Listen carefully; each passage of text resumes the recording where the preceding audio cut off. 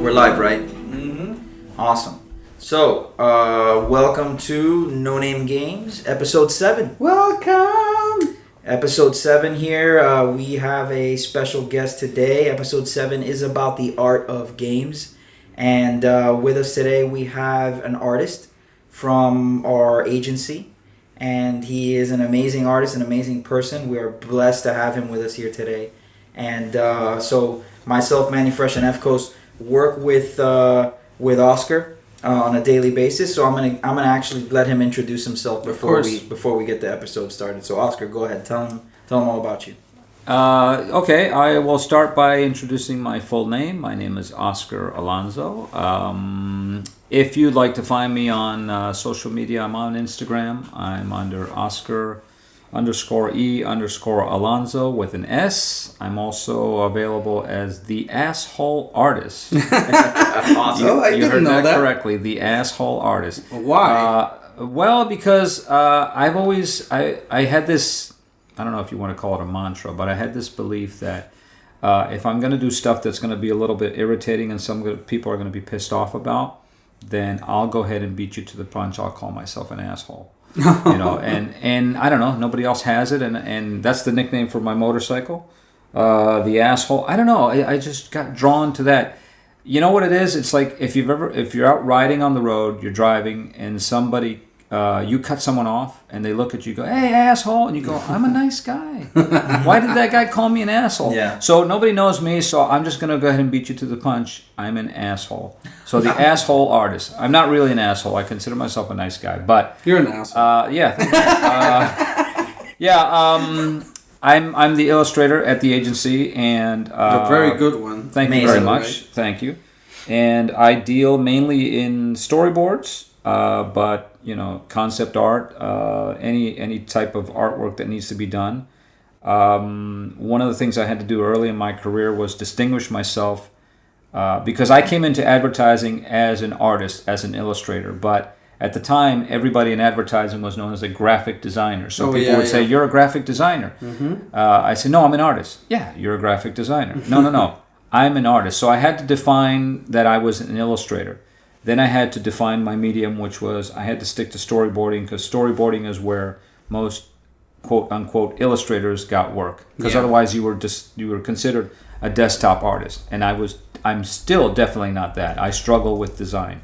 Don't get pissed. No. But that it's a way that I've always had to characterize myself, because when people call you up on the phone, they go, "Oh, so can you work in this? Can you work in that?" And I have to clarify. All I do is artwork. Yeah. I do drawings. Mm-hmm. That I do actual drawings, better than stick figures, but I do drawings. Mm-hmm. And that's actually really good intro, because it lets everybody know, lets our audience know how you got started in art. And as we talk about art, and we talk about art within the context of gaming, one of the things that we should just lead with up front is who are the people that make the art in games? What are they? What are they called? Are they called graphic designers? Are they just called artists? I know for a fact that if you look up art jobs in gaming, you're gonna see a couple things, and these are just the things that I'll throw out at you. You usually have a lead artist or an art director. Mm-hmm. So I think that's ubiquitous, regardless of whether you're working for an agency or a client, or you're even doing your own thing. But then within gaming, and you know this better than I do, right, Efcos, because you worked with Maya. We've talked already in a couple of episodes about how much you love rendering, and how long it takes, and how long it took compared to now. But you have 2D artists, you have concept artists, you have storyboard artists, there are texture artists, and then you have your 3D artists, right? So you have modelers, environmental artists, lighting, and animators. So I just sounded off on about 8 different positions, and even within those there's more. positions, I can name more. Yeah. No, even within a texture artist, you have a sprite artist, right? Yeah. And an interface artist. A 2D game, yeah. Right, for 2D. We're talking about sprites. Right. But you also have, within the... Because not only digital artists are working games, right? You have environment designers that will basically paint environments. You have I don't want to call them fashion designers, but it's like kind of costume designers. Costume designers that will create like the costumes. I mean, imagine, just think about those, just all those armor designs in Destiny and Warcraft and all those games. There's somebody designing that, specifically that, not with a character, it's that. There's also sculptures. It's funny because 3D modeling sculptures that are based. The 3D modeling exactly. is based off of. People get surprised when I tell them that I did sculpting in school. It's like, oh, well, what do you mean? Yeah, what's that got to do with anything? Well, you kind of sculpt the character that you want to build, and before you even model it sometimes. So there's a lot of disciplines. Lighting artists, special effects artists. Some people don't understand what special effects are. Like, the whole thing is a special effect. No, we're talking about particles, explosions, those kind of stuff. Water. So and even depending on the production of we're talking about, some productions are smaller than others, but they're even divided in within the actual discipline. They're even divided. Let's say you have texture people. You have a team that works on textures of terrain, but then you have a team that works on painting the characters, and then you have a team that works the textures of the actual armor and cloth and all those things, like the environment texture artist. Yeah, I think in one of the things that, for me, from an artistic standpoint, one of the things that you have to be able to define is the term artist. And when you're talking to the layperson, such as myself, when it comes to video games, but when it comes to the art world, it's completely different. When you use the term artist, as we were talking about earlier, to the layperson, artist is anybody who uses a computer and does some sort of design. But as you're saying, the people that work within the video game industry, there are thousands of people that can work on one particular title. And all of these people, for one way or another, are all artists, from the writers to the creators to the person who does any sort of coding. They are artists. Now, if you want to really define the artistic merits of each of these people, the artist, if you're going to look for the base purpose, you have the designers, you have the character designers, you have the texture designers. These are people who are real artists in the term of the way you think of like a Da Vinci or something. They actually make drawings. Yeah, exactly. So if we can say we want to define that a little bit more, the art of video games. But yeah, you can't give a nod to this without giving credit to the people who actually do have a lot to do with making this art three-dimensional and live.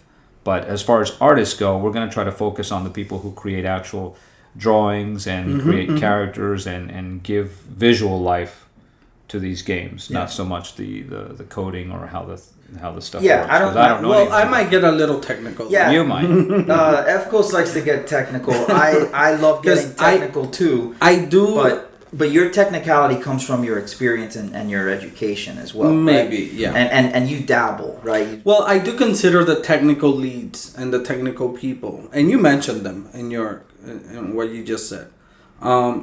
This people who actually create these engines and make all the art that the artists make work in an environment and in a digital environment. Right. I think these guys are artists too. They are, what they accomplish in a game that it's rendering every frame every 60 seconds. Yeah. I mean, they have to create new technologies to make these things happen. Yeah. But they have to understand how the art is going to look and how it's going to work for the medium and for the game. To give you an example, I spoke about Tom Sanaki, I think in our second podcast, or when we were talking about virtual reality and AI, because he is now the lead engineering manager for social VR at Facebook.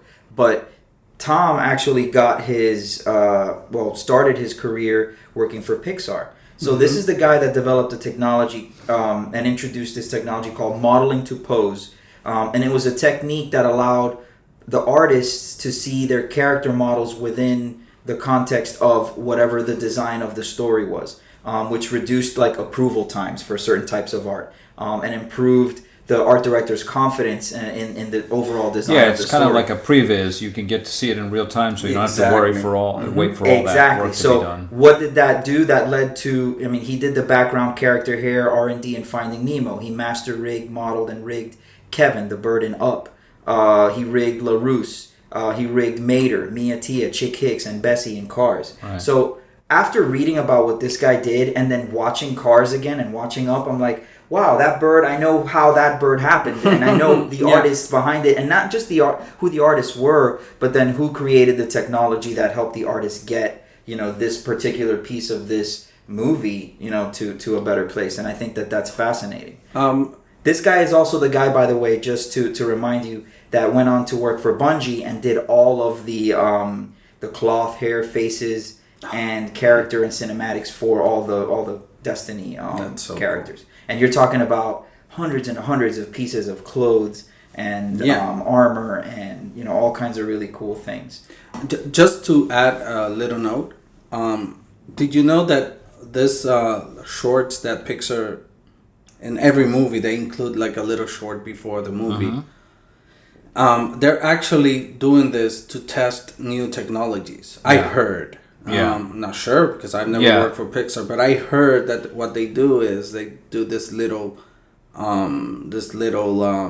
short films to test new technologies. And if you pay attention, there's a very specific thing that it's dominating the short film. Like when you had the clouds, you can really tell it's night. I mean, there's a lot of technology in how the clouds are made, right. And then the birds is about. Well, now it's a given that feathers are in every single movie if they want. But back then, you had to draw. Probably that was very hard to generate feather. Not to brag or anything, but no, please brag. No, you're the genius. Thank you. No, I have a friend who has a friend. Okay. Who actually works at Pixar. Okay. And long story short, I almost got in to meet this guy, but they were busy on something, so I never got in. The closest I got to Pixar was outside the gates with my son in 2007, and I couldn't get in. If you're a movie buff, it always reminded me of National Lampoon's Vacation when they get to Wally World, of course, and they hijacked the security guy. Yeah. I felt like doing that. I had a little moment there where I put a gun to the guy's head and we went inside. But no, that didn't happen. I want to ride the roller coaster in Pixar. Yeah, so there now. If you think back to again some of Pixar's I want to say brief history, but if you think back to, there was a short called Tin Toy before they did their features. And Tin Toy, if you compare it to one of their latest shorts, which I think was Bao, that came out in The Incredibles 2. Which one is? It was the story about the Asian family and the little. I want to say dumpling, or I'm not sure what it was. But you're right. What Pixar has always done was they use the entertainment factor of the shorts, which used to be something from the 40s and 50s, where you'd go to the theater and there'd always be a cartoon before the serials that you were going to watch. They used that and they brought back the shorts. Now, you go back even further, before digital video games, you think of Who Framed Roger Rabbit, and Roger Rabbit actually did that too, where they had a short before the movie. It was related to the characters. Yeah, I remember that. But it helped out a little bit. So that's cool. Everything that Pixar did with the shorts was, like you said, to develop some of the animation, to teach people, and to do the things that they didn't really have the time to take a chance on with the features. So if you go back as far as what we all as Pixar's first feature film, which was Toy Story, and you compare it to Toy Story 3, it looks like well, how about this? Super Mario compared to whatever is brand new now. Compare Tin Toy. That's how much I know about video games. Well, no, I mean Mario. That's Super Mario. I was gonna be Mario, Nintendo. Donkey Kong. It's like comparing. I would say it's probably comparing Super Mario to like Super Mario Brothers 3. Yeah. Right. Like they went so far from the original. And the way I see that is, I mean, you can even compare Tin Toy to Toy Story, which was the basis for Toy Story. Right. Steve Jobs actually funded Tin Toy, and kept it on, even though Apple was losing money. Yeah. But because he thought, wow, this technology is amazing. I think he founded Pixar after he got out of Apple. Yeah, right. He helped Pixar stay on their feet. He But he gave totally them did funding help them, to yeah. keep them on their feet. Yes. Right, and so that's a really interesting nugget of information there. And if a lot of people haven't seen Tin Toy, it's 5 minutes. You can look it up, and you get an idea of how far they've come. It's got a little bit of a creepy factor too. It is, because the baby's trying to kill the toys all the time. and just everything is so pioneering, so brand new. It's a little creepy, but it's a good creepy. Yeah. Well, let me tell you, Toy Story 3 is kind of creepy. Yeah. I mean, you know, they went from, I mean, it was cute when he was a baby, and, you know, the toys are alive, but then when he gets older and the toys meet those other evil toys, and, you know, things start to get a little crazy. Some of the toys are creepy. Some of those toys are really strange. And I think sometimes what happens in the entertainment business is, because one of the things that, because I was able to get to the gates of Pixar, I think it was Chronicle Books, a publisher that does a lot of the art for the Pixar movies. They had this contest online, and it was the first contest I ever won online. And they're like, write an essay about how your life with your son and blah blah blah.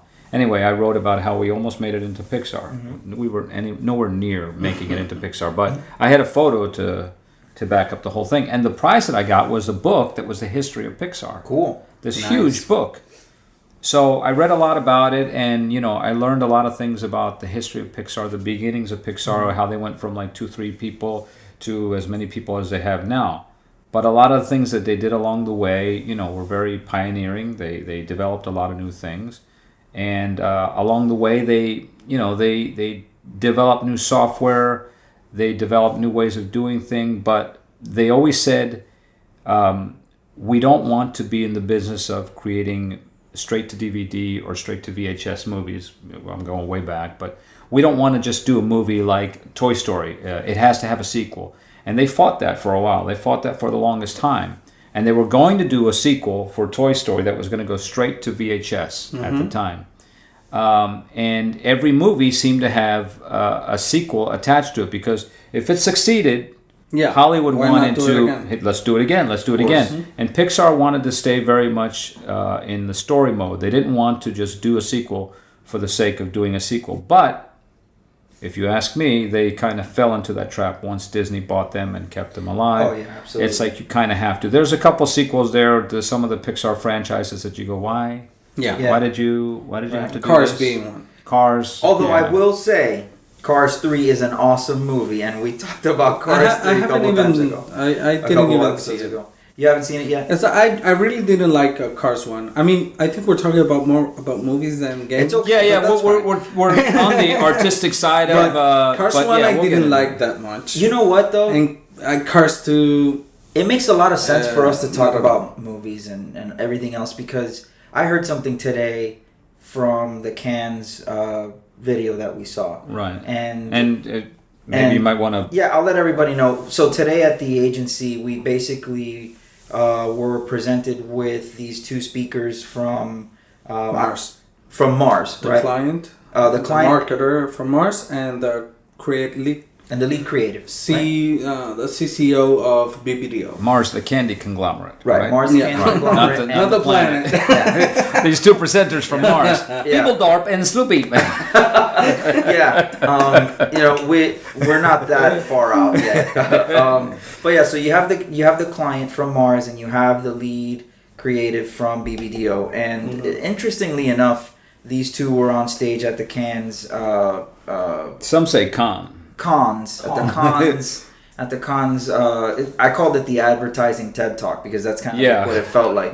And they said something that was really interesting, which was, and this was the fellow from Mars that said, "We're in the entertainment business." Yes. And when he said that, it struck me as the first time that I had ever really heard either a client or an advertiser, somebody that works in the agency world, just totally agree with that. And then I start to think, okay, so movie companies, what do they have? They have artists, they have creative, they have copywriters, they have all these, and they have editors. And you know, in the agency world, we have everything that, you know, a studio, we have, so to make that for us, it's very easy to switch over and start to talk about movies because we can relate to those processes. Yeah. Right? Which actually is where I want to go next. And I was hoping that maybe you guys can give the audience and give me some more insight on what that process actually looks like. Because for me, to go into a Barnes & Noble or a Books and Books and pick up the art of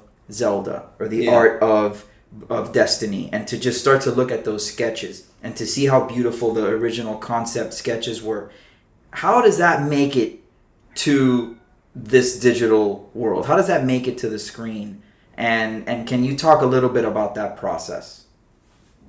Because I know it's a very intricate process. Is there any way to communicate it in a more simple way? Well, because again, from what I understand, and again, maybe I'm speaking for a lot of people that don't understand how this works. You can either draw this stuff directly digitally, or you can draw it by hand first, and then figure out how you're going to transfer it into a digital place.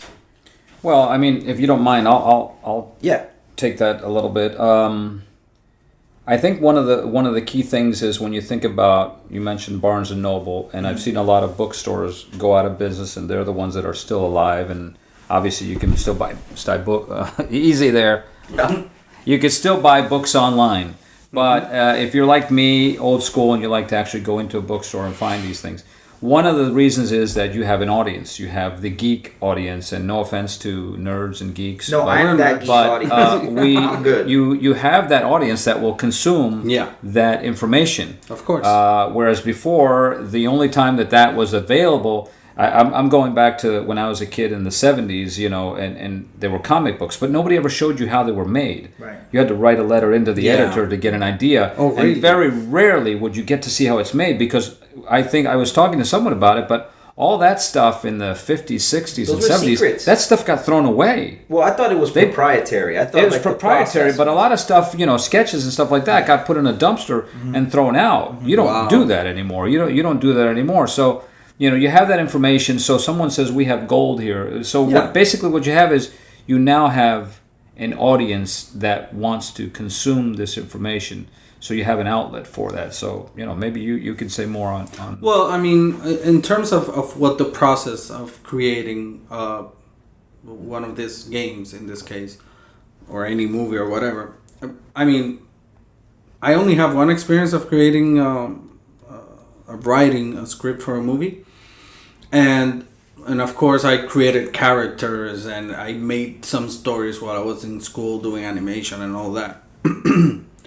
But the very first thing for me is the idea. I mean, you don't start drawing or creating a character without having an idea. I mean, you can randomly draw something and then use that for an idea that you later on could have. But it's the basic idea. For me, that's the very first thing. What is it that I'm going to do? And what's the purpose of it? And once you do that, you start creating your characters and assigning different attributes to those characters.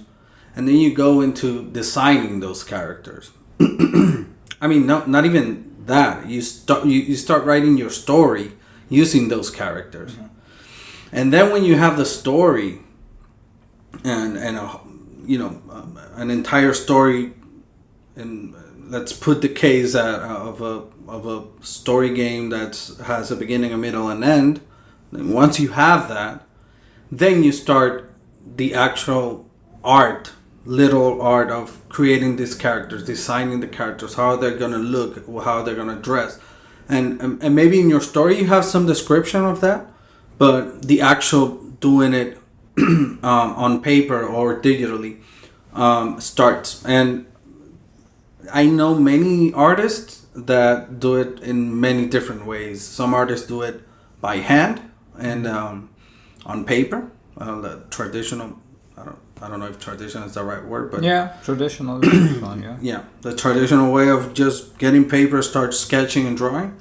And I know people with a Cintiq like you at the office start drawing on Photoshop or whatever software they want to use, and start drawing and painting until they get to the characters.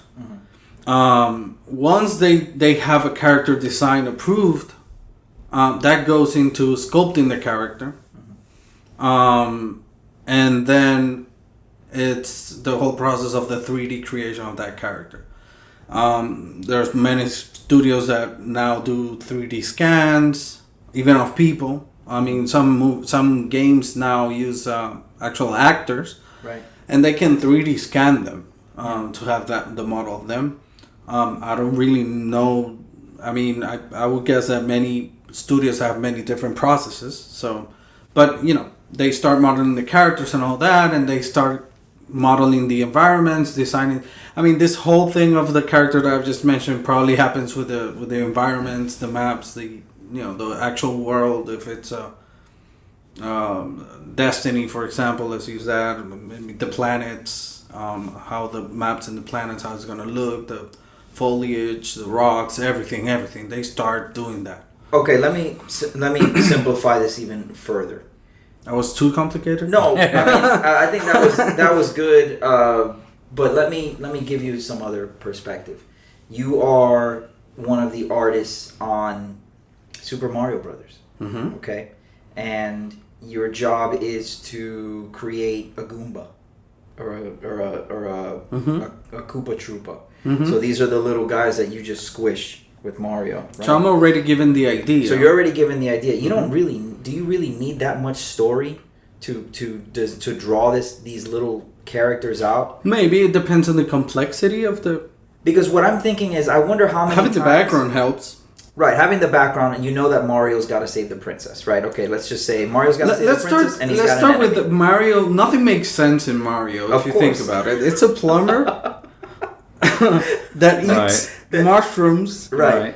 Well, there you go. Stars. Mushrooms. Yeah. sometimes Stars leaves. and flowers. Yeah. in flowers. Right. So he's a drug addict, a plumber, who's rescuing a princess from a dragon. Right. It's all a hallucination. He actually doesn't do any of it. And then the During enemies, his trip. the enemies that are defending this dragon with Right. the kidnapped princess Right. are, I don't know what the little Koompas are. The Koopa Troopas, The Koopa they're Troopas. like, Well, they're What weird. are they? They're like turtle ducks. Well, let me interject here. Let me interject And here. the little brown, the brown The enemies? Goombas. They're let me called let me Goombas. What are those? So, but I'm gonna give Walking- Oscar. Well, I'm gonna give Oscar a chance. let's here. try this approach so that we can stay on the topic here, which is the art of video games. Okay. Regañado. I am not We're gonna get an in trouble. avid video gamer. I did in the early 80s when I was finishing high school. That's how old I am. I was finishing high school. I remember video games at convenience stores and mini arcades and malls popping up. Yeah. This is when Pac-Man, Miss Pac-Man, Donkey Kong, all these games were popping up. Right. And I remember even in the late 70s that video games were starting to appeal to people more. You know, you had coins and you weren't just going anymore to toss basketballs or do the actual physical arcade type games where you had to have the game interact with you. Yeah. It was mechanical. Right. This was actually you had a TV screen that created an illusion for you, and this all required art. But the original version of video games was very much electronic. I don't know how Pong came to be, but I do know that maybe something happened because a lot of great inventions were invented by accident. But maybe something happened where somebody's looking at this electronic screen, and all of a sudden, hey, you know what that looks like? That looks like a car going down the road. So somebody figured out the sequence to make it look that way, and then a carpenter put a steering wheel on the device and put a seat in it, and said, you know what, we can charge people in an arcade to have them do this. Of course, they found again that there was a consumption for this, so the market blew up. Yeah. And so the games became better. They required artists, and so that's when you had the arcade explosion of the early 80s. Right. So going to see all that's kind of where I started my interest in video games. And, you know, you have to have a bunch of quarters or a job or something, and I only had whatever I could scrounge up.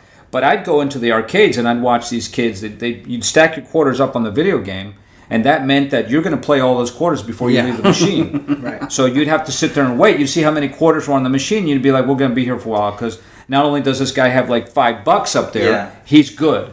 Yeah. So you'd move around and you'd play some of the least popular games. So what that brings me around to is we talk about the more popular games, but in order to focus on the subject of video game art, let's talk about the ones that didn't succeed and why they didn't succeed. Because I don't know what these Oompa Loompas or things are that you're calling. Yeah.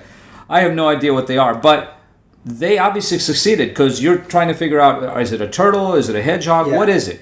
Yeah. But there's a lot of video games that did not succeed because they were either trying to copy that or they went in the wrong direction. Like you said, Mario must have been a drug addict because of the world that we're living in. Right. Yeah. But there are a lot of companies that tried to follow the success and maybe didn't have the proper artists, proper art staff, maybe didn't have the proper funding.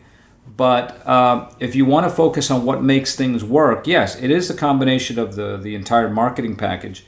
Yeah. But if the game artistically is not impressive right. and doesn't have some sort of a foundation for a story, none of it matters. And what these artists do, they're all hired. Artists are hired for like, I guess 3, 6, 8 months, maybe a year, depending on how long these companies are working on these things. They're hired to come work. And as soon as that gig is up, they have to go find a job somewhere else, unless that studio picks up something else and retains their services. But artists are freelancers for hire. Yeah. You know, so these guys are going out there and they're busting their buns to try to do the best they can and not repeat whatever they did at the last studio. Right. And then they're also hoping that this studio won't go under while they're working there. Mm-hmm. Yeah. So, but one thing, you go back to that time when there was arcades and Pong and all that. It's funny because the conversation today, there's a lot of conversation today of if visuals are important in games. And back in those days, it was very much one of the main things about games. It was the visuals. And it was because, you started with a black and white image that's like the Pong. It's a 0 and a 1 pixel illuminated, 1 pixel on, 1 pixel off. And it was just that. And then that evolved to colors. And when that started to happen, what actually was grabbing the attention of people a lot was that actual visual, how it looked, the colors were coming up. And we're talking about, I don't know, I don't have the actual data. Before we started the show, I was trying to find it. But we're talking about a minimal amount of colors that this game could have. And then came out the NES with VGA with more colors, with 200 something colors or 64 colors. I don't know. Well, the 8-bit, you mean the 8-bit Nintendo? Yeah. 256 colors 256 on screen at the same time. Yeah. So that and if you think about it, Nintendo always has very bold colors. Yeah. They're very bold. The greens are they're never like desaturated colors. Even today they keep that. And not to interrupt your flow of thought, but one of the things that hindered the console game early on, the home console game, was that the video games that you'd get at arcades blew the home consoles away. Yes. Because I don't know if it was processor, I don't know what it is, but for some reason those had more vivid graphics. It was until the home consoles caught up and blew those other guys away. But you're absolutely right, because when I'll just use this as an example because I think everyone would get it. When Mortal Kombat came out for the Sega Genesis and for the Super Nintendo, they were great games. Everybody loved playing Mortal Kombat, but it still wasn't as good as the arcade game. And consoles at that point had already come a long way. Well, consoles were the main way that people will consume video games. Well, at this time, people were still playing a lot of arcade games. Yeah. So I mean, if you went into these were arcade games, right? But if you went into the arcade, for example, at that time, you could play a game called Killer Instinct, and Killer Instinct was known to be this visually striking, like beautiful game, like the colors and the 3D effects and everything about the game was awesome. You would have crowds of people just watching the game. Right. Not even waiting to play, just watching other people play. You want an interesting fact? That game, they couldn't really port it to console because the technology wasn't. It was sprites. Advanced enough. And it was sprites, yes. It was sprites. So sprites are in games. Back in the day, there's something called sprites. That's basically.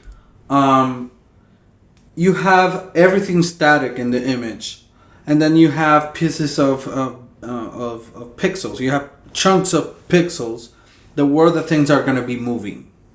So those are the sprites. So back in the day, there were sprites animators and all that. Right. Because it's the little Mario that's going to Right. be moving. Everything else is static. It's Right. just like an image, if Right. you will. But then the sprites is what moves. And did you know that Mario was composed of like 4 sprites? It's not a single sprite. Well, that makes sense because it's so he's so blocky, you know. So it's Right. like 4 sprites Right. together. So imagine like coordinating the 4 sprites to create a single character that To then move looks around and that can jumping jump. and running. Yeah. It was a tedious. But that shows you the evolution of the art Yeah. Right. of video games. How you were It's being called beaten. pixel art today. Yeah, you were Yeah. being beaten by arcades Right. because they had better artwork, Better art, better and the technique. consoles Exactly. couldn't keep up with them. But then what factored in, which changed things around, is that parents didn't want their kids hanging out at CD arcades anymore Right, because right. not only were there kids with quarters in their pocket where Right. you could have pizza and maybe Yeah. go on a date with your high school sweetheart. Yeah. There were the creepy people there too. Yeah. There were guys my age now that were hanging around Yeah. there with children. Yeah. So Arcades the were a cons- mixed bag. At yeah, some the point. console game didn't necessarily do it for the people, but you could tell that the market was starting to turn where the console said, if we want a bigger part of the pie, we're going to have to improve our game. And a game that came to mind when you were mentioning those earlier games was E.T. Oh, E.T. is yeah. famously Big known for failure. being a terrible Yeah. game. Right. I in love all the Worst, facets. it's the worst game in history. I love Right. it though. Yeah, they had a mass it was grave, bad. didn't they, for it? Yeah. Yeah, they have a mass grave.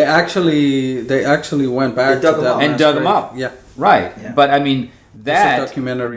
there's an example of terrible Right. art. Now, terrible art, why? Is it because they didn't have any artists on staff? I don't know. I don't know enough about There's a why story. they built There's a it. story. I think, and I'm not. I don't know if I'm 100% correct here, but I think it was rushed. It was very rushed. Something Yeah, that really the game happens was today rushed. still with studios. But the game was really rushed and was made by one guy. It was. Yeah. It's, He back was the in the day, director, I think it was developer, like and yeah. producer of the game, if I'm not mistaken. Yeah. I don't remember his name right now. So And these that's what guys happens. are the original Pixar Yeah, artists. and when Right. you forsake your artist, Right. that's what happens. And earlier we were talking about why are we talking about movies? Because a lot of these Pixar movies that we were talking about also Yeah. had an accompanying game that released at the same time. Oh, yeah. Right. Right. You know, so it one industry kind of pushed the other. Yeah. And like you were saying before about the shorts for Pixar, video games were also emerging in forms of storytelling and art with the release of you'd watch the end credits and you'd see soundtrack and video game available and you see that scroll up and so video games actually got the younger generation. I'm talking about the elementary school kids because those were safer to play into the console games that pushed the evolution of the technology Right. and it pushed the art. And of course, if you had like Finding Nemo, and then you had the arcade version or the home console version, people were very savvy. They didn't want, but it doesn't look like the movie. Yeah. So one thing pushed the other. Yeah. Yeah. They used the art from the movie, and sometimes they used licensed art from the movie. But the industry helped artists develop because we referenced E.T. Well, who knows why it was made so poorly, but they forsake the art. So the industry, because they had to match movie quality and audiences were becoming more and more aware of these things, it made a business for artists to work in. If you didn't work in animation as an artist, if you didn't work in advertising, and advertising was starting to turn the corner, you'd farm that information out. You wouldn't really have a staff of artists like you did in the 50s, 60s, and 70s. Now you farmed it out. But now the industry pushing has made it so that you have to have these people either a reliable stable of artists that are qualified and good, or you had to have these people on staff. So, the consumption of these things made it better for artists. And I think sometimes there's a bubble. So obviously some of these 3D games, which I'm not too familiar with, that's going to get to a point where the bigger companies are going to win and they're going to crush the smaller people. And of course, the ones that lose are going to be the artists. And we're all going to be scrambling to find different studios to work at. Now we have social media. Right. So there are more avenues for artists to work. But as far as art goes, I think art is what sells your video game. That and story. Right. Because nobody buys a video game because somebody developed it or something.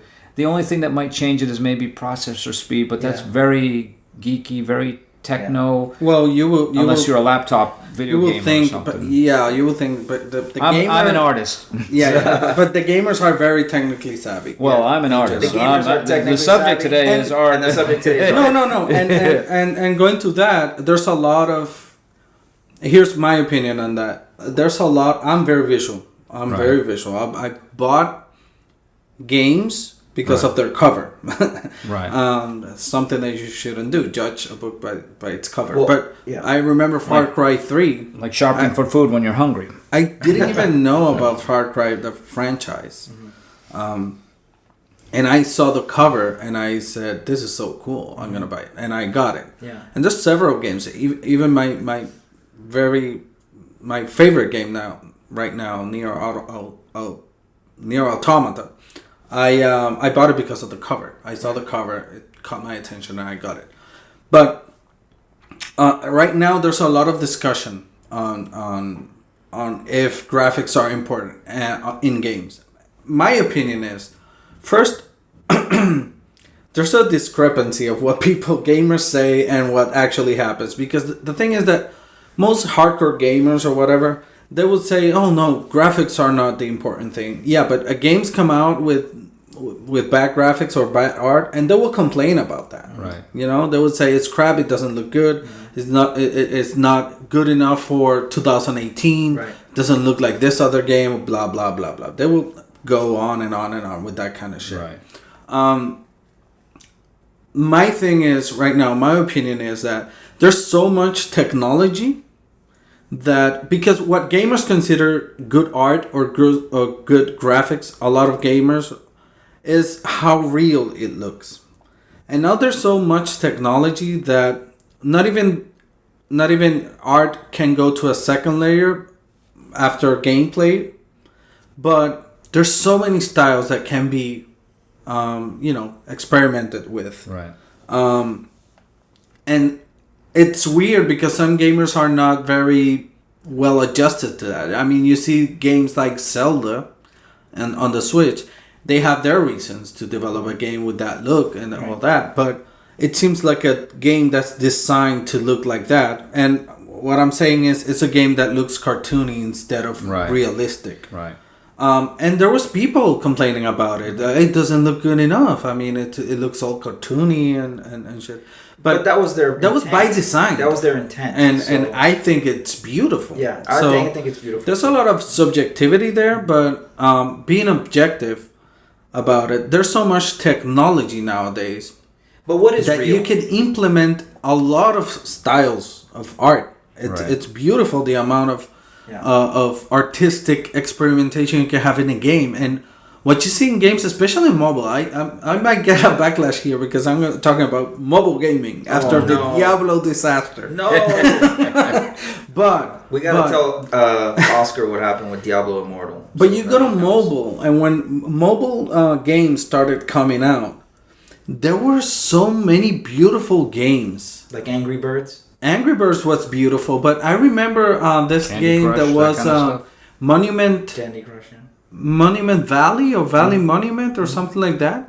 It's so beautiful, that game. Yeah. And the music. Right. Because I don't know if it's because of data that they assume that everybody has, not everybody, but a lot of people with mobile will use headphones. So the music in those games are very, very... I don't know. I can't find the word in my head to describe. Well, it's immersive. So very immersive. The ambience of the movie, it feels very, very cool. Yeah, I mean, I'll say a couple things about that. Yeah, you have different kinds of gamers. You have gamers that value gameplay over art or visuals, and then you have gamers that value visuals over the other, right? But I think at the end of it all, they kind of everything has to work together to put together what people would call a good game. It is entertainment. It is entertainment, so it's whatever appeals to you the most. But so maybe that's the gateway for you, that it has excellent visuals, but you realize now that you love the gameplay, right? Or if you're the opposite kind of gamer, the game is sold to you because of the gameplay or because of the replayability or whatever, and you realize, wow, this game actually looks really good. So I feel like one or the other could be either the entry point for somebody or the surprise factor, right? But just going back to a couple things that both of you said. So first Yeah. of all, going back to the era of what you would call like the 1970s to 1983, where you had the Atari, ColecoVision, and Intellivision. Those are the years of Space Invaders, Missile Command, Pac-Man. These games, as much as they were visual marvels for their time, were sold by the art on the side of the cabinet. Yeah. Right, and the art on the box of the video game. But we're still talking about the arcade era. Right, and I'm going back so that we can then move forward into today, and I think it's important to do the chronology. And also what I'm actually following is there was something that was done by the Smithsonian American Art Museum, which was called The Art of Video Games. And what they did was that they put a display on back in 2012. And the exhibition was designed to highlight the evolution of art within video games. And they had two criteria. Their focus was, first of all, explore the 40-year evolution of video games as an artistic medium. So very specifically about the art. Yeah. And the two criteria were of the focus on striking visual effects. So they had to pop, like something about the visual effects had to get you. And the creative use of new technology. So what you're both talking about makes perfect sense, because while Oscar reminds us that the purity of the art is probably the most important part, you know, Efcos can also remind us that all the technology behind all this stuff is also what makes it work, for it to work as a good video game. And so just going back to some of those arcade eras, the arcade era was a real seedy era. You had popcorn rugs, lights, sounds, Black lights, dark rooms. I had the loud music, yeah. Rock and roll, sometimes the disco music. I had the pleasure of having my cousin be the arcade manager at Funorama on 49th Street at Westland Mall. So he was the manager of the arcade. He was also a security guard at the mall. So what he would do is my parents would drop me off with him, and he would basically just ask me which machine I wanted to play.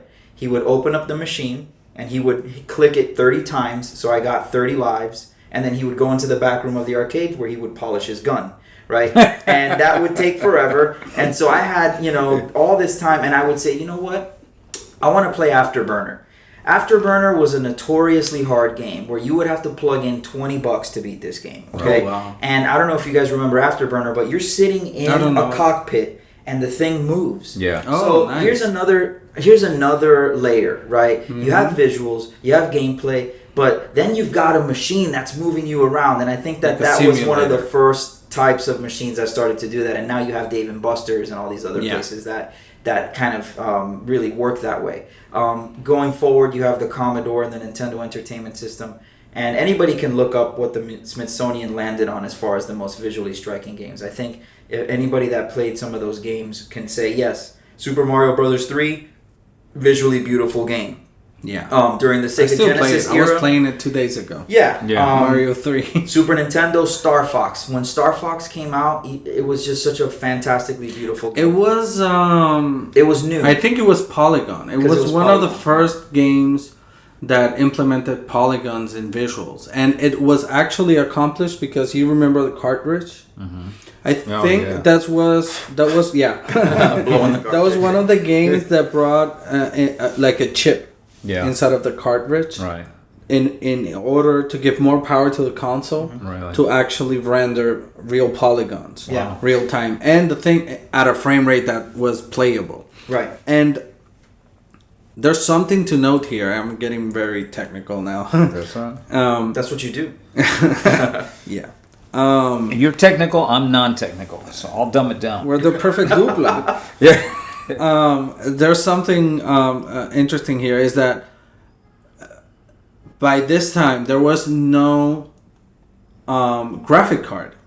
Right. It was done by the processor. Correct. And memory and all that, but there wasn't a dedicated graphics card. And that's actually when we were talking about this time, that like the renaissance of arcade with Street Fighter 2 and Killer Instincts and Mortal Kombat. What happened was they had a huge cabinet, and we're talking about raster sprites still in these games. There wasn't a 3D graphics card dedicated to render the characters. So these were actual sprites, if you will. They were simulating. I mean, they took pictures of people in Mortal Kombat, but there were actually sprites. So what they did in the cabinets was add more hardware, because it was a cabinet just for Mortal Kombat. They didn't have to take into account anything else. Right. So they put more hardware. So the actual game, it's better than what the console could do, because the console was lower. It's dedicated just to that game. Yeah, exactly. Yeah. So that's a really good point. Now, fast forward to today. Okay, today we have very powerful computers that have we have amazing graphics cards. We have fantastic processors. Do you know why the computer is superior to consoles, and when that happened? Well, okay, so I mean, in graphics, in art. In graphics, do you want to go all the way back to DOS? Or do you want to? It was actually it's kind of connecting to what I just said. It's actually when you remember the Voodoo card. Of course, the Voodoo cards were awesome. So there was the very first graphics card dedicated to render graphics, and that's when the nature of a computer being modular instead of a console just being that. Right. And you cannot add and take out pieces. Right. The computer just took off, and till this day it's superior rendering graphics and visuals and the art. Yeah, and consoles are now becoming like computers. Yeah, consoles are mini computers. Yeah, they're mini in order to keep the price accessible for people, I mean, the hardware is limited, but the things they're doing in consoles nowadays. I mean, you see God of War, the game, and it's like, wow, it's impressive. You give a couple of Russians some PS4s, and they could do some damage. Yeah, the birth of the graphics card was like a definitive thing for the PC game that took off as the superior kind of visually capable machine, and then the consoles took the more accessible route. Yeah, and today, I love building computers. Ever since I was able to start pulling out my hard drive, popping in a new hard drive, popping in a new processor, changing my motherboard, all that stuff, I geeked out and I started doing all that stuff. Buying my own towers, creating my own liquid cooling system. I remember telling my dad once, he's like, we got to go outside and change the oil of your car. And I'm like, okay, you're going to have to teach me how to do that. But I know how to put a radiator in my computer if you want me to show you how to do that. And so, so it was really cool. My dad and I were trading like mechanical skills on different levels. But nowadays, what we actually are seeing, which I think is a fantastic kind of evolution of all this stuff, is you don't even really nowadays have to have your own monster computer to play games. And both Efcos and myself are now part of a beta program that GeForce has implemented. And what it basically does is all of the processing of all the games is now done on the cloud. So all you need is a window that connects to the internet, and that's it. You can have a game playing at the highest settings, ultra settings, and you don't need the processing power inherently in your machine. All you need is, again, an internet connection. And that is going to change everything, because it's not just GeForce that is doing this. Yet more evolution, yet more reason why the art changes, yet more, you're bringing in 3D artists, you're bringing in people who can think in different ways. Right. But again, I know that there have been some quote-unquote video games out there that are not art-driven, but when we're talking mass consumption, when we're talking, the market, when you go into one of these video game stores, which, I guess are becoming obsolete because of online, but one thing drives the other, and art definitely is still, like you said, you bought a game because of the art you saw in the package. Yeah. We work in advertising. We know how that stuff works. If you have, one of the things, I want to go back to something I was thinking of earlier when you were talking about, it's not necessarily good art or anything. One of the things as an artist that irritated me with what's going on with social media and in the last 10 years or so are memes. MEMES. We're gonna do the history of memes, by the way. Yeah, and I'll come back for that episode. one. Yeah, I'll come back for that. We're gonna need you. Memes are irritating simply because they take a photocopy of a photocopy or a bad JPEG or with a pixelated image, and somebody writes some clever, witty remark on it, and then somebody shares it, and the more they share it, the worse it gets, but people love these things. Yeah. Now, when I say people love these things, now. I talk about the younger generation, and here comes old fart rant. But my son on his PS3, he had a background, and it was this goofy-looking, terrible-looking drawing of these weird-looking characters. They were just kind of floating around on his home screen on the background. And I'm thinking to myself, boy, as an artist, that's irritating.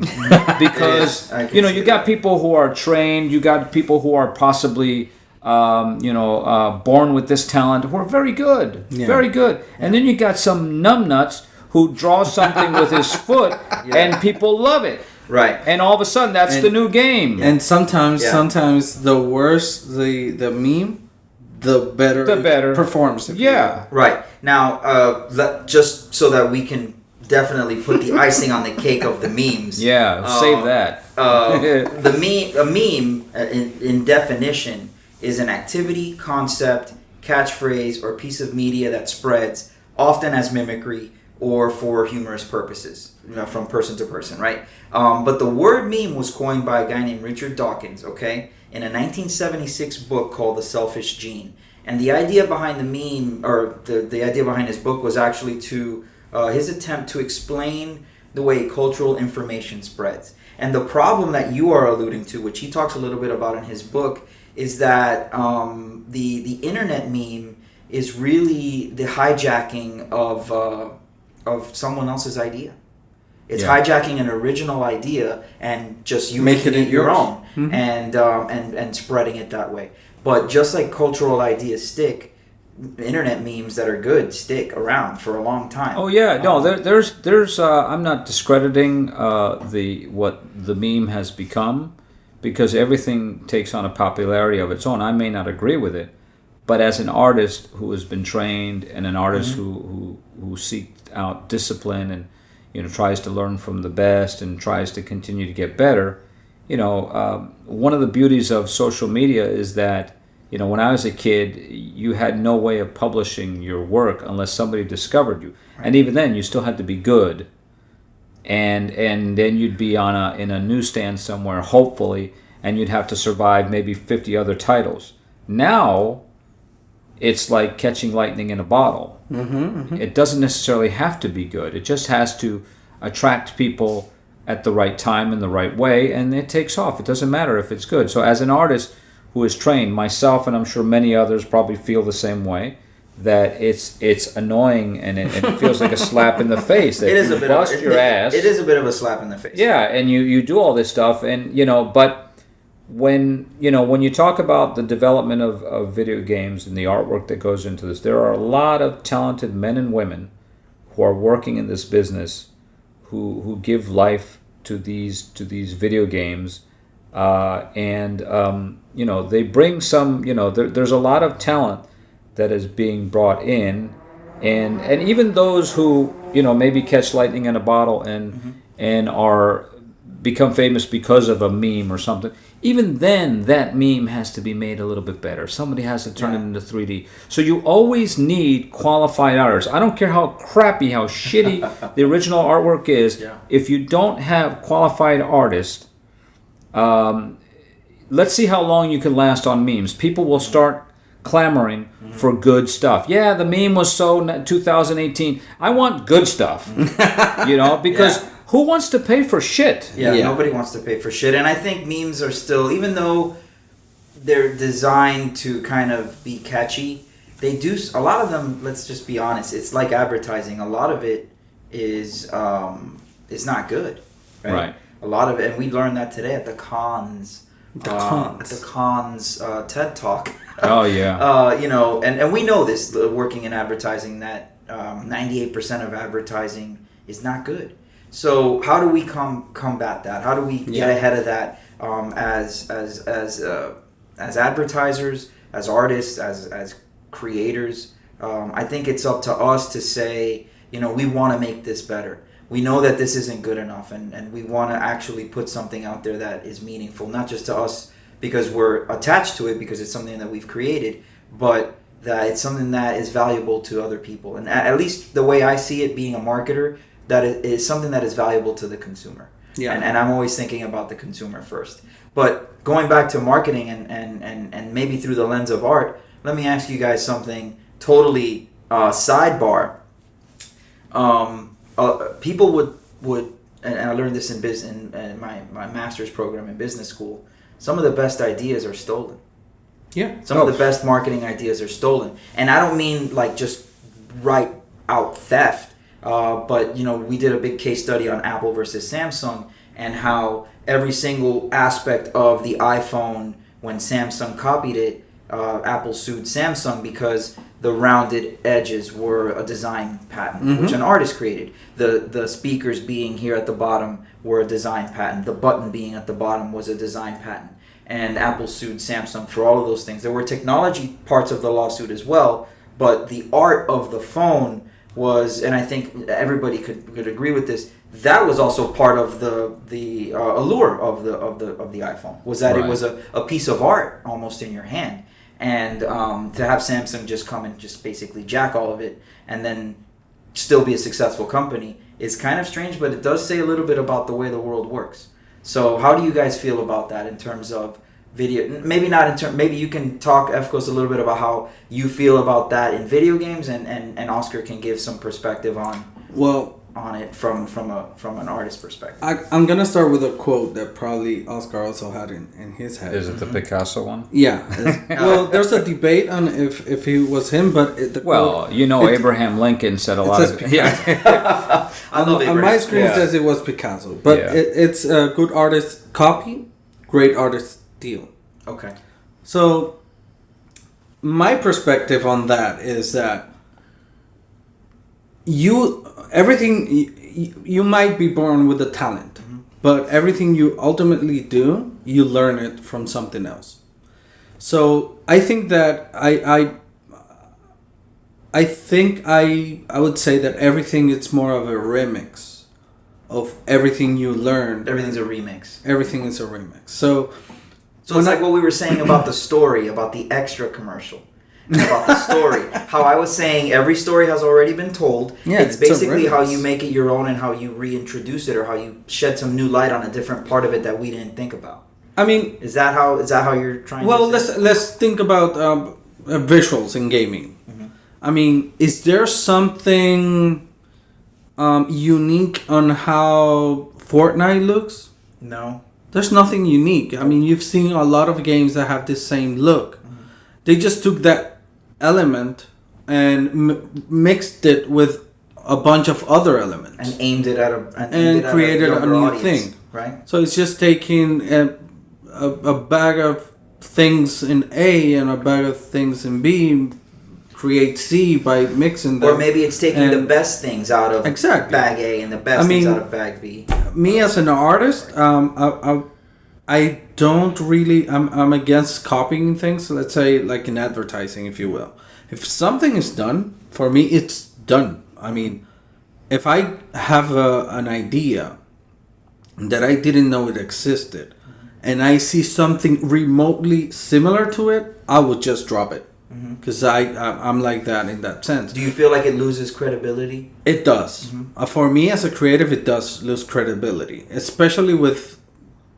There's an audience judging you, or if it's actually judging you, but there's an audience looking at it and saying, hey, this is the same idea that I saw this and with this other thing.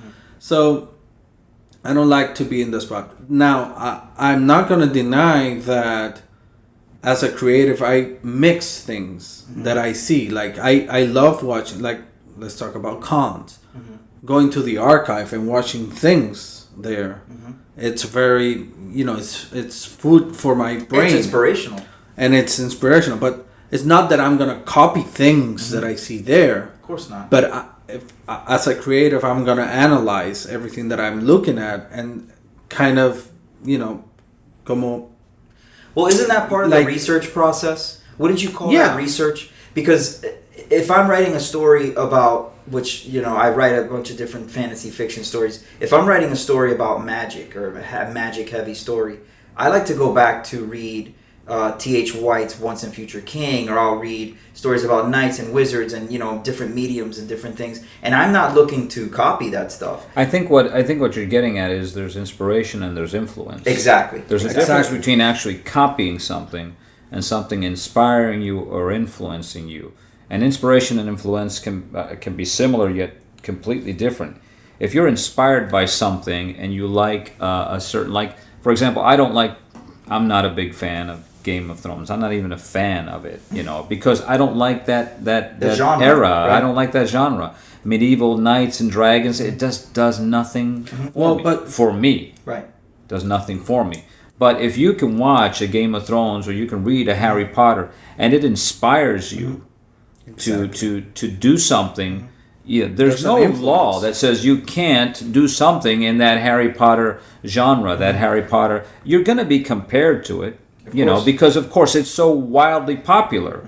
You know, it's that's inevitable. That's going to happen. Yeah. But I think that the definition of Picasso's quote isn't so verbatim as he, you know, it's not that someone specifically steals. It's that if someone in your teaching influenced you, you take an idea, you take a technique, the way they did it, and you use it. And I would also say that to your idea that if you're developing something and you see someone else did it, I understand you could lose your steam. Like, well, this guy did it already. I'm not going to do it because I'm going to look like I copied it.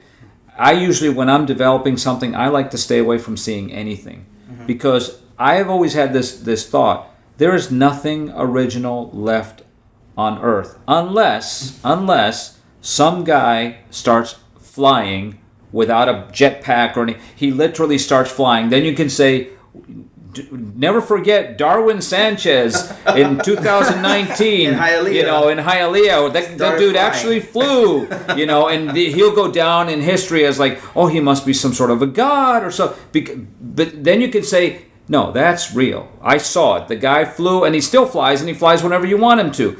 But it's amazing to me that there are still ways that people do hand signals.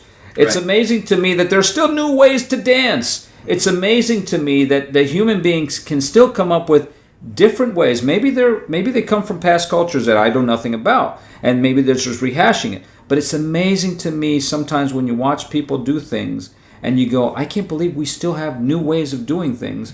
Because you think, I'm tapped. There's no new way of doing this. And you go and you see somebody on TV or on the internet, and they do something and go, damn, I thought we were done coming up with this. And you find out that they do it. So it's incredibly difficult to be original. But if you take pieces and bits of concepts and things, and these are things that influenced you and therefore inspired you, and you put them together the way you, like you said earlier, there's no more original story.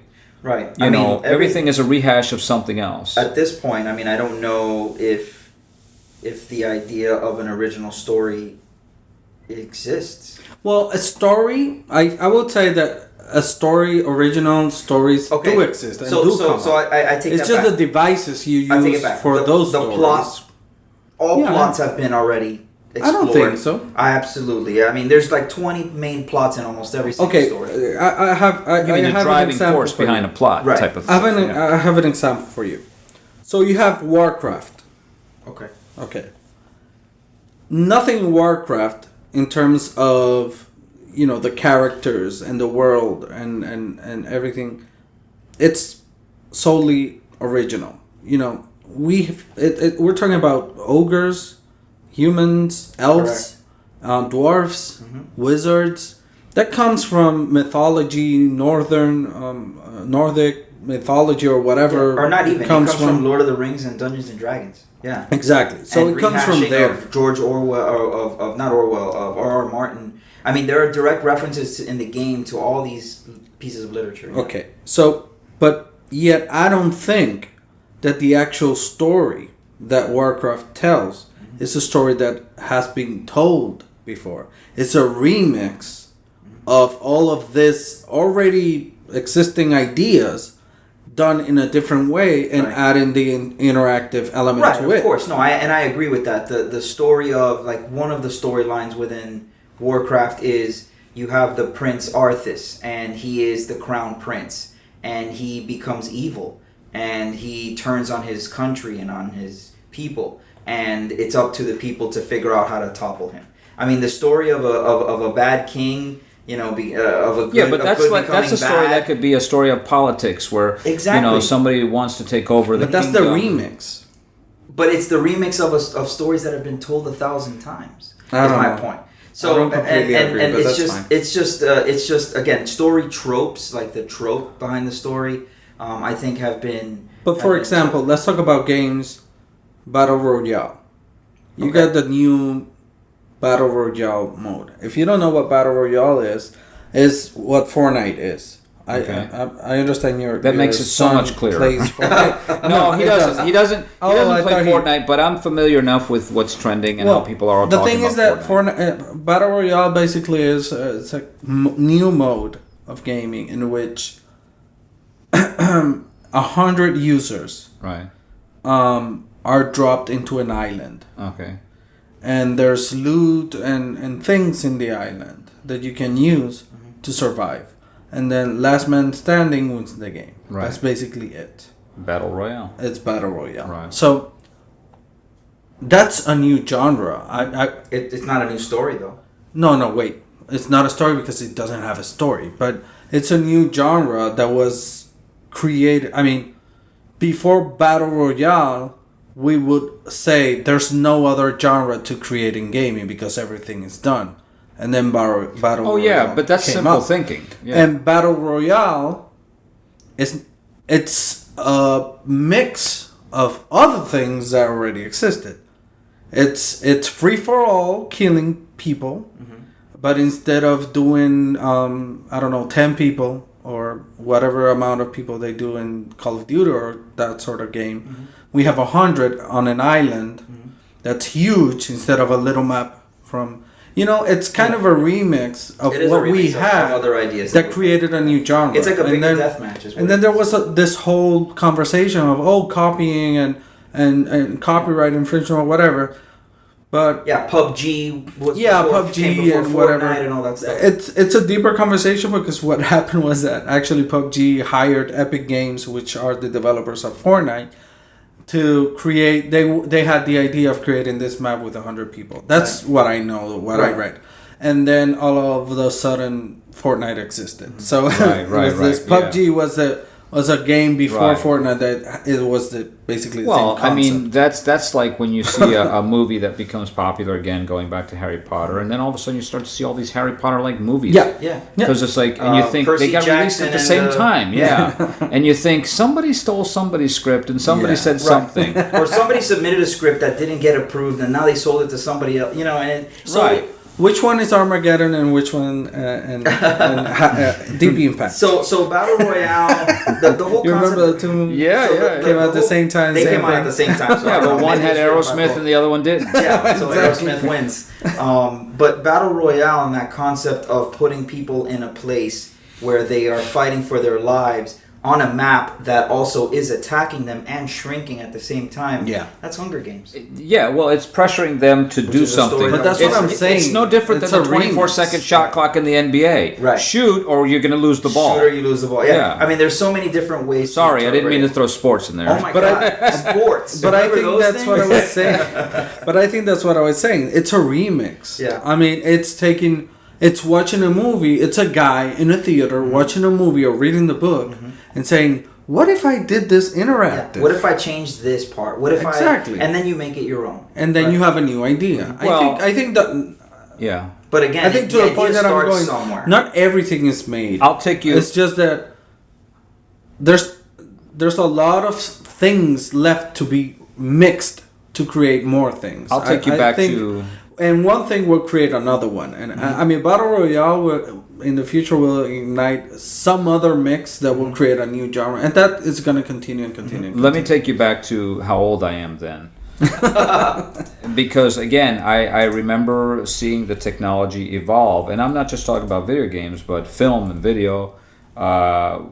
we were speaking with someone earlier today at work about the value of CGI versus practical effects, and how which one do you prefer?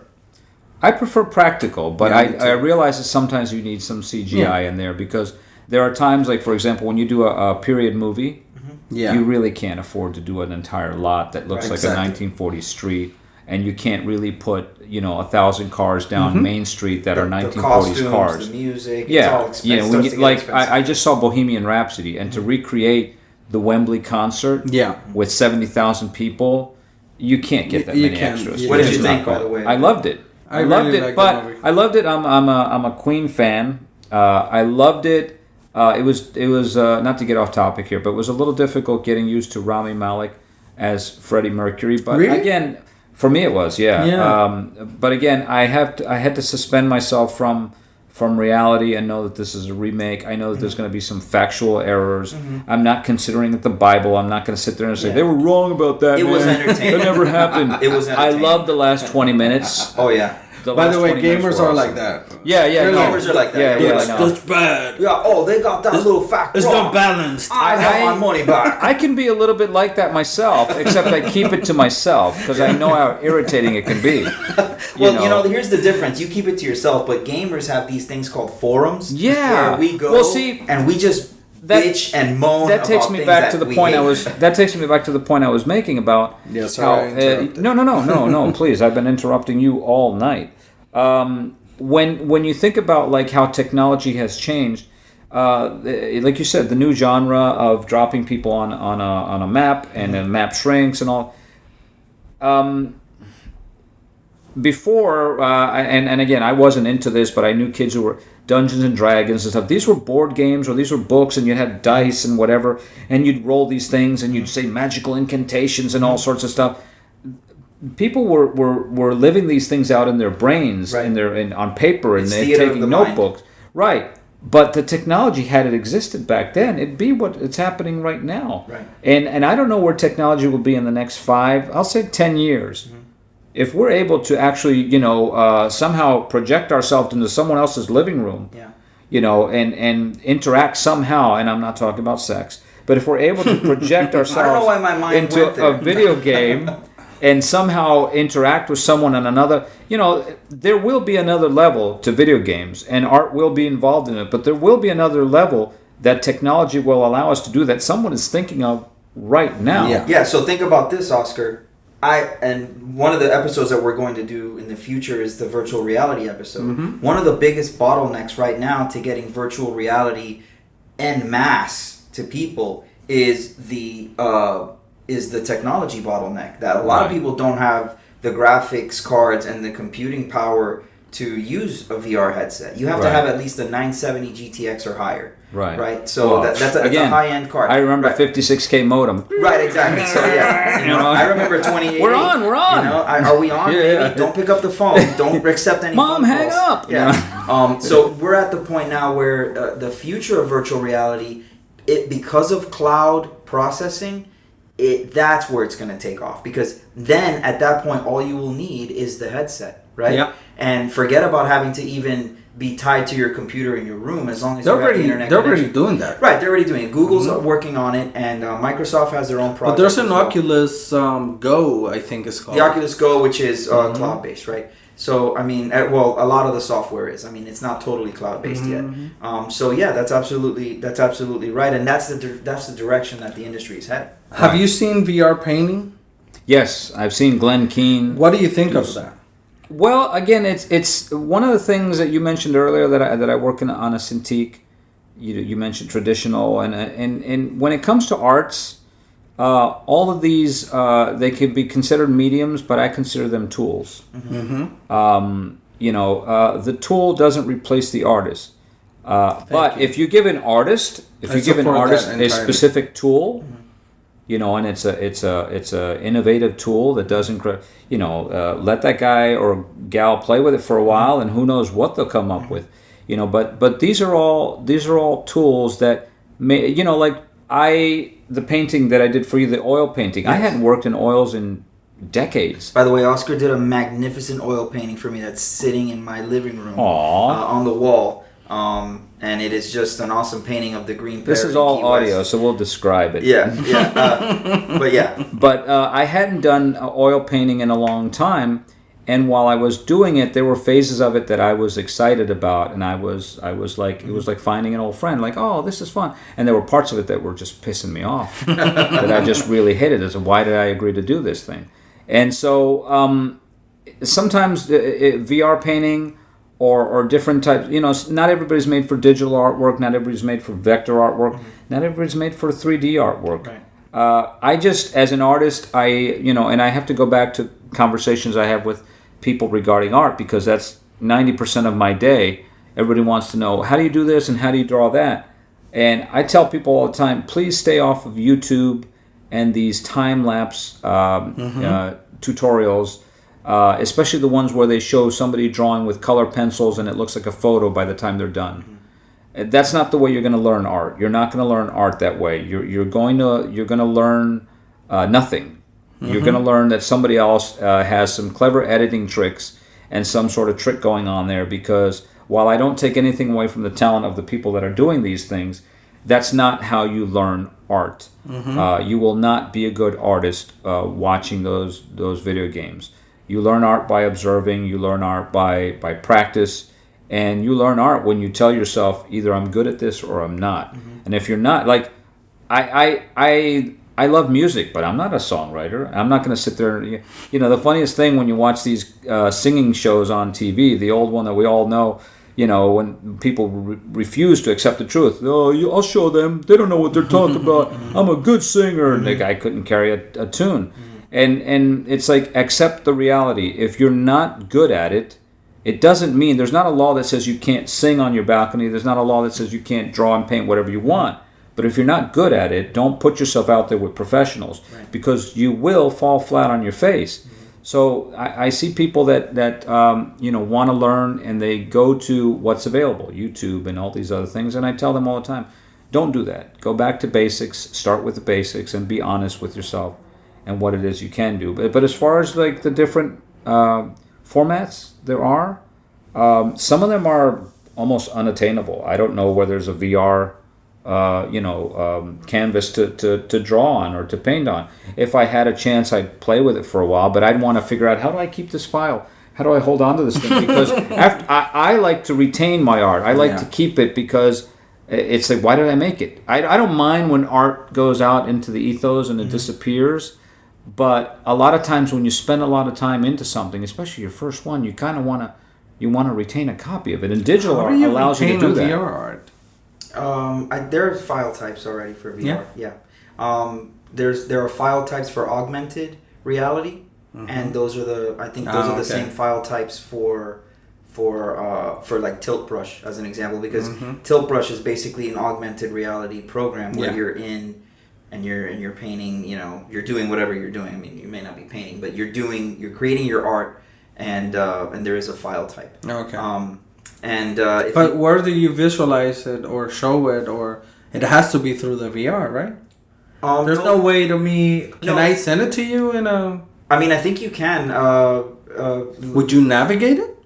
You can actually turn it and move it. Okay. So yeah, you can totally see all the different parts of it. That's cool. I had this idea to do this, like, and I'll just put it out there. So I'm putting it out there. If somebody makes money off of this, good. But this isn't for me to copyright Manny. Copyright Mannifresh. If you could create painting with a twist, right? But do it for people that want to do virtual art. So you would have a store front, and it's all predicated on everyone has their own VR headset, and you bring your bottle of wine and you start to do your own art. And I thought it would be really interesting to get people interested in virtual reality, first of all, because that's part of it. And then the second thing is, all the art that you're doing can be seen by everybody else, because they are watching you do this. Right. So there's an entertainment aspect to virtual reality, which I think we've also talked about a few times. And I think that's also part of the draw of virtual reality, is watching people do things in this space. So there's something to be said about that. And I think as we get more and more into it, like you said, it's a tool, right? and it doesn't replace the artist the same way a tool doesn't replace, a tool for an author doesn't replace the author. A tool for anybody that's working in any kind of artistic capacity just draws from that toolbox the things that he or she needs and discards the things that they don't, depending on what they're trying to do. Are there games that combine art and interactivity and VR? Do we know? I don't know about any VR games. Do you remember the old PlayStation game where you're basically like activating all these flowers in a field? Yes, I think so. I don't remember what it's called now. Flower, no? It's flower. Yeah, and it's flower. you move with the controller. And you move up and down with the controller. I'm thinking that if somebody's going to create something VR like, they need to start with that concept and have people running through a field creating their own. Okay. If somebody's not working on that, please get on. Well, that. my son used to love that game. I'm trying to remember the name of it now, but it had Sackboy, the little Little Big Planet. Little Big Planet, and he got very good at that, and that was a very good game for a lot of creative kids. And my son, my son is on the autism spectrum, and that's very, very wide. So don't know where he is or anything like that. But games like those help a lot of people out that maybe are trying to find a creative outlet. And he was running through that thing. He was doing all sorts of stuff, and the way he was handling that controller is like it was incredible to see what he was able to do. And a lot of times in teaching people who want advice from me as an artist or want a little bit of direction, I always tell them that you got to find your creative outlet. You can start with paper and pencil, but not everybody's a paper and pencil person. Now that there's digital tablets that are available to people, they can do that. But there's also clay. There's also physical paper. There's glass. There's music. Yeah. There are so many ways to be creative that I believe that it just irritates me to see people just tied to their phone. Yeah. And just stuck looking at the That's thing. a great in their head they're doing something, but they're really not doing anything. Yeah, that's a great point, because we can talk about, and I love talking about virtual reality and AI and all this stuff, but what about all the stuff that we still haven't accomplished with all of the mediums or tools that we've had available to us for 100 years, 1,000 years as humans? I mean, people are still creating art in normal, maybe not normal is the right word, but in traditional mediums that is inspiring, right? That is still fascinating, that is still amazing. Well, so, I mean, I think we talked about this earlier prior to the broadcast. Yeah. But I hate modern art or the most simplified, like when somebody goes and gets a piece of wood, puts it on the wall, and says, and then look at this. This is man's, run from society or something. Yeah. It's just I'm sorry, but that's the thermostat on the wall. Oh, I thought it was a piece of art. There are a lot of people who I think are conning the art world. And are just realizing that there are suckers, like P.T. Barnum said, there's a sucker born every minute. You can get slightly creative, and I think the creative part is that you're a con man, but you can get slightly creative and put something together and call it art, and tell people to pay $100 a head to sit down and watch it or talk about it, and that to me, again, as an artist, is offensive. But when it comes to what the technology can do for us, it's amazing to me, when I get my phone and I look and I get some information about the things your phone can do, and I go, I can't believe it can do this. Yeah. I would have never considered that it can do this. The capabilities of our phones it's almost akin to the capabilities of our brains. When people say you're only using 1% of your brain, right. It's like I'm only using like 5% of my phone. Yeah, really, I don't know what else it can. And that's absolutely true. If you ever watch the developers conference that Apple hosts every year, they talk about all the things that they're doing with the technology that phones have today, and I hate to maybe talk about a little sore spot for our gamer audience, but dun, dun, dun. With Diablo Immortal. One of the things that Wyatt Chen said, and he was right. The Diablo seems like a really sore spot. It is just a sore spot for a lot of people. But he said, and I quote, our phones are very powerful supercomputers. And he wasn't trying to justify the game by saying our phones are worthy of the game. Do you not have phones? Do you not? Then he goes and says, "Do you not have phones?" or I don't know if it was him. It might have been another guy, but I think it was him. And that was kind of insulting to everybody. So, but yes, we use this to its full capacity? I don't think Probably so, not. And are we ever going to get to the point that we're doing it? Unless we're developers or in the business of creating applications. But let's think about memes. Let's go back to memes. Okay. If everybody knew how to create an app or do everything on the phone, everybody would be creating them. Everybody will be doing crap. Well, we're getting there. We're teaching our kids how to code at a very Android early age. is doing that. Well, not just Android. But there are other operating systems. No, I know. But again, even with things that we've had for a very long time, there are still new ways to present these ideas. And Oscar, to your point, I've heard the quote, "Art is anything you can get away with," and I never really agreed with that because I always felt like. There's art that I think is beautiful and is awesome, and then there's other things like pieces of wood that are attached and floating, or some like really obscure modern art, which is like dots or things like that don't really speak to me. Hey, that's just me, and that's just my interpretation. I was gonna go there because it's very subjective. It's very subjective. Somebody can think that wood might be beautiful, and maybe because they had an experience with wood, that we don't know about, they drifted on to the. Well, I'll say this, since we're talking about art and what is art and what isn't art, and you think of a person like Banksy, for example, whoever that person is, but you think of someone like that, and you think of how his artwork, once it's captured, because it shows up, and someone says, okay, and it, all of a sudden it says Sotheby's, and it's sold for $50 million, and you think, and some people criticize and say he's not a true artist, and yet you could debate that. You could say he does create art, or however the art is created.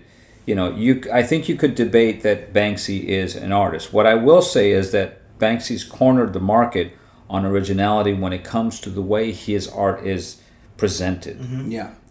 So obviously, if somebody else comes out and does a stunt, they're going to call it a Banksy quote-unquote stunt. So he's going to get the credit for that. There's another artist that started the modern art movement, and I think he covered a toilet in gold or something, or he just took a toilet and he put it. I don't remember the guy's name. That, yeah. He took a toilet, urinal, and he put it out there, and that was art. And that was art. Now, can you argue that is art versus the Mona Lisa? Can you argue that is art versus Michelangelo? That was Maurizio Cattelan. There you go. You can argue it, but you can't argue the fact that this was the first guy that did it. So he cornered the market. He figured out one thing. So it's like Jackson Pollock.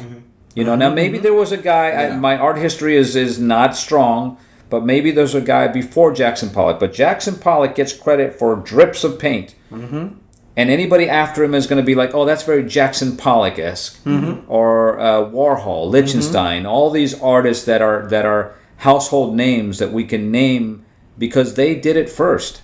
And that's the key to art, video games, development, or anything, is, like you said before and what we talked about earlier, there's nothing left original. But if you could take some pieces of something and do it new, and then now your name gets attached with, like I said, whatever Darwin Sanchez from Hialeah starts to fly, he will be credited with the first man who actually flies. Yeah.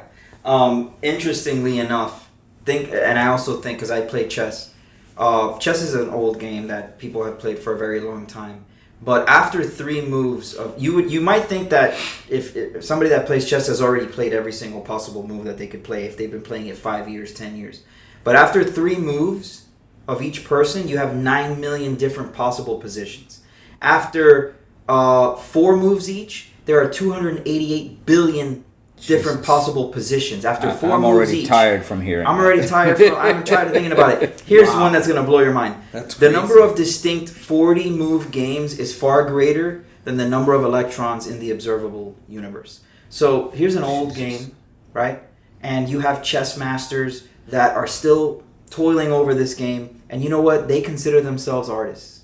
They consider themselves artists because they are finding new ways to win and to defeat their opponents strategically, tactically. And it is, to me, that's like art. Because, yeah, sure, everyone's played chess and you've seen it 100 times, but have you seen this move or have you tried this new angle? Well, D&D has some it's very artistic too, because Right. I mean, you have a master that comes up with the story. Right, I have to write the story, Yeah. or I have to borrow at least elements of the story from a book that's already been written. And then the beauty of the story is that, okay, I have an outline for what I want to convey. You know, you're in a forest, and all of a sudden you appear before a castle. But then the players are giving me their feedback on what they want to do. Yeah. So the story gets completely derailed sometimes, and it just becomes about the players, and which is what I love about Dungeons and Dragons. It's But very interesting. if you had to leave the audience with one thing about art, what would you say? Let's start with you,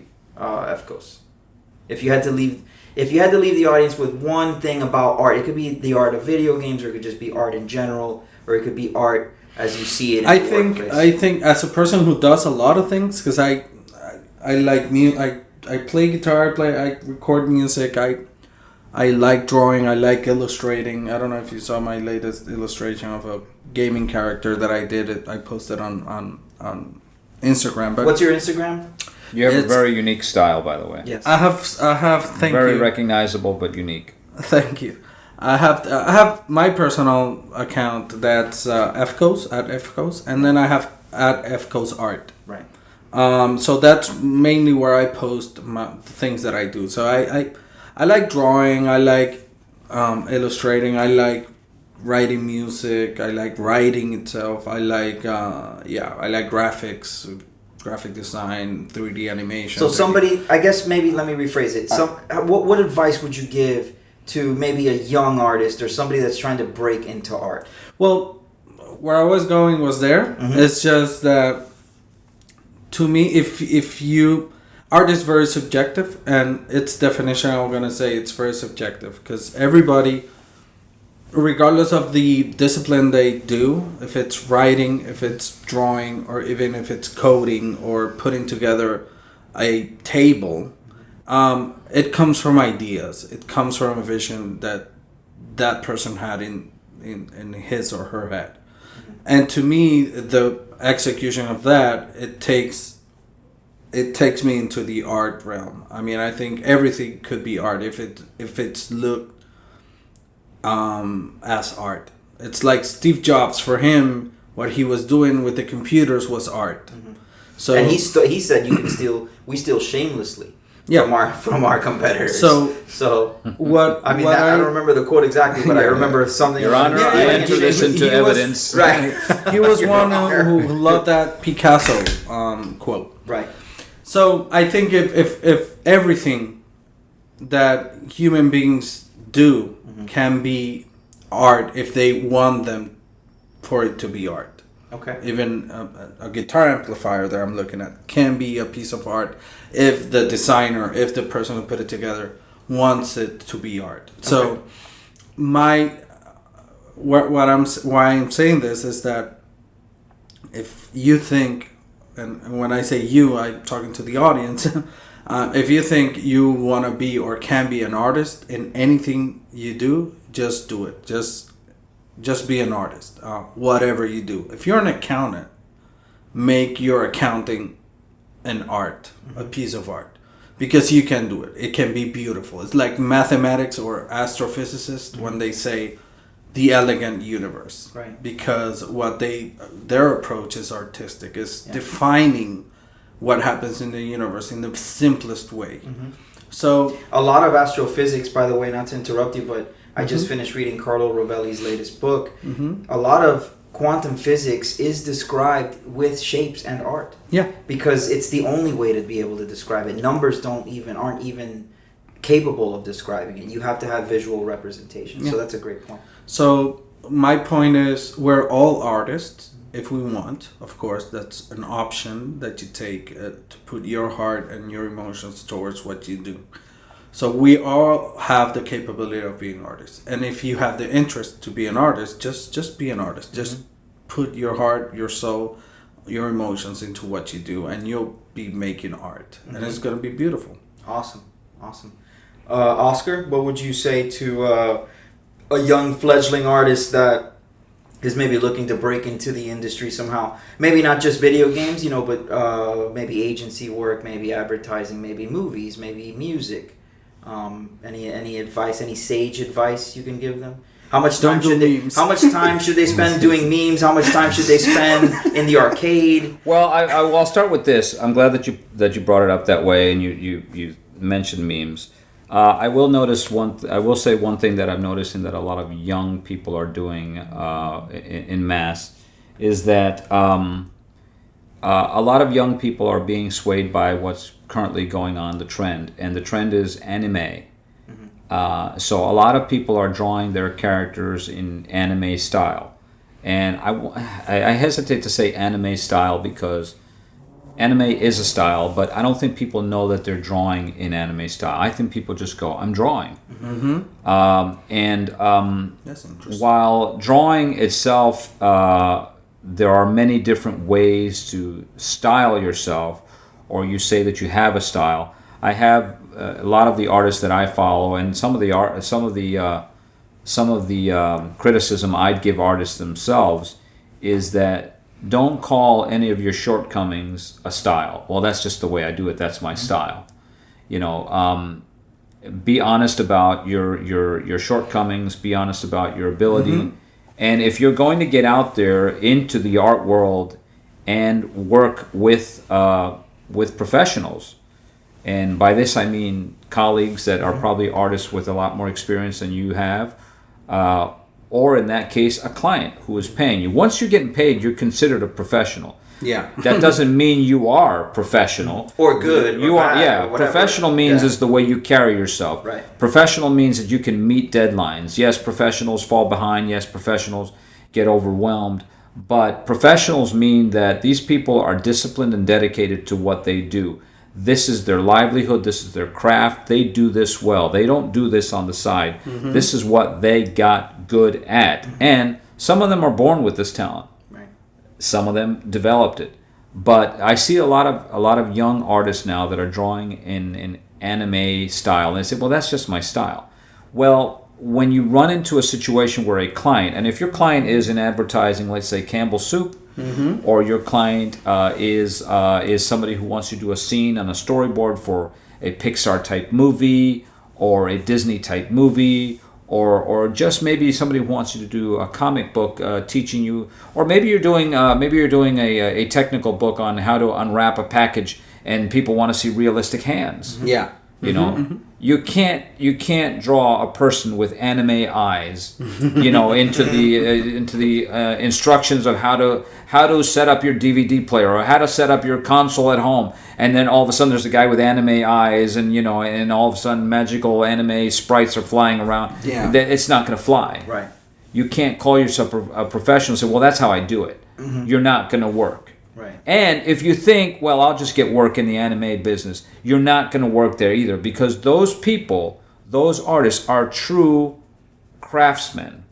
Yeah. If they have to draw in another style, they will. Yeah, it'll be slightly tilted towards anime and everything, but that doesn't mean that they're going to have big eyes or fantastic expressions or all sorts of weird things going on. These people are true artists. These people have developed themselves as artists before they developed a style.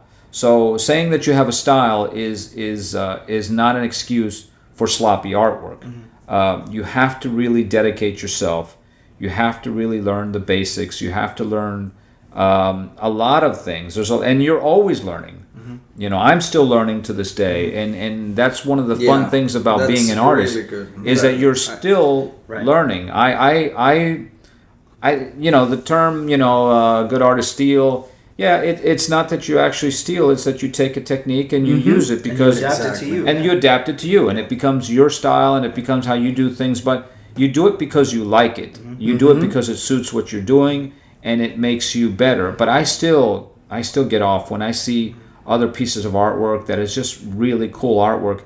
And one of the things that I enjoy about my artwork, and we've been doing this with social media, is I love the fact that I can draw anybody else's style if I need to or if I want to, because that style is exciting to me. I enjoy the challenge of trying to figure out that style, and it's what made me who I am. Sometimes I'm trying to figure out what my actual style is. If somebody said let loose and draw your style, I don't know. It would be hard for me to find my style again.